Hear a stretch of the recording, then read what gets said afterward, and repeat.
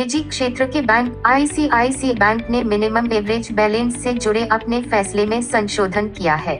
अब शहरी क्षेत्रों में मिनिमम एवरेज बैलेंस की सीमा को 50,000 रुपए से घटाकर 15,000 रुपए कर दिया गया है। इससे पहले बैंक ने 1 अगस्त से महानगरों में खुलने वाले नए सेविंग्स अकाउंट्स के लिए यह सीमा 10,000 रुपए से 5 गुना बढ़ाकर 50,000 रुपए कर दी थी। नए फैसले के तहत कस्बों के लिए मिनिमम एवरेज बैलेंस 7,500 रुपए और ग्रामीण क्षेत्रों के लिए 2,500 रुपए कर दिया गया है।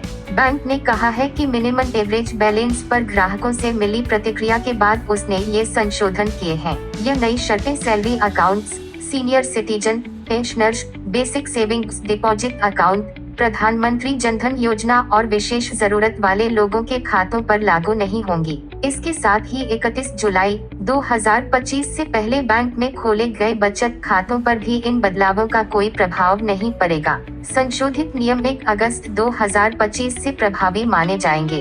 कैश ट्रांजैक्शन के नए चार्ज के तहत बैंक ने नियम कड़े कर दिए हैं। अब ग्राहक हर महीने केवल 3 बार ही मुफ्त में कैश डिपॉजिट कर सकते हैं। इसके बाद के हर डिपॉजिट ट्रांजैक्शन पर 150 रुपए का चार्ज लगेगा। अगर एक महीने में कुल डिपॉजिट 1 लाख रुपए से ज्यादा हो जाता है तो प्रति 1,000 रुपए पर 3.5 रुपए या 150 रुपए, जो भी ज्यादा हो, का शुल्क देना होगा। वहीं थर्ड पार्टी के जरिए कैश डिपॉजिट की लिमिट 25,000 रुपए तय की गई है।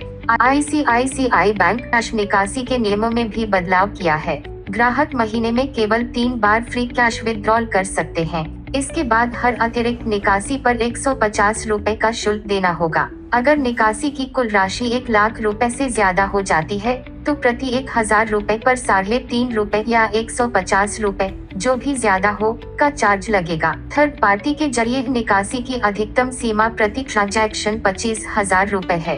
दरअसल सेविंग्स अकाउंट में मिनिमम बैलेंस रखने के नियम को लेकर बहस काफी पुरानी है। सरकारी बैंकों से लेकर निजी बैंकों ने पिछले कुछ सालों में इस नियम से हजारों करोड़ रुपए का मुनाफा कमाया है।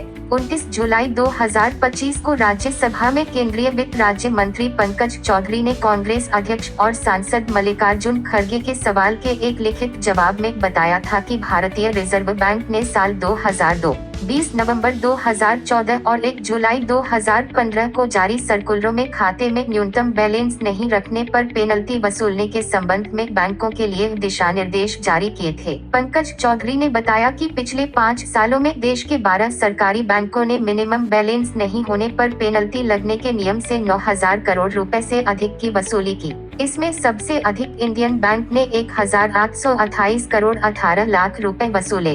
पंजाब नेशनल बैंक ने 1,662 करोड़ रुपए और बैंक ऑफ बड़ौदा ने 1,531 करोड़ रुपए इस मद में वसूले।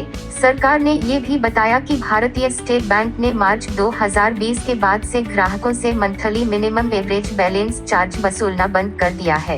Canara bank, bank of Baroda, Punjab national bank, Indian bank, central bank of India, union bank ने भी जुलाई 2025 के बाद से मंथली मिनिमम बैलेंस चार्ज वसूलना बंद कर दिया है। ये सी जानकारी जानने के लिए हमारी चैनल को लाइक, शेयर और सब्सक्राइब कर दीजिए। धन्यवाद। आपका दिन शुभ रहे।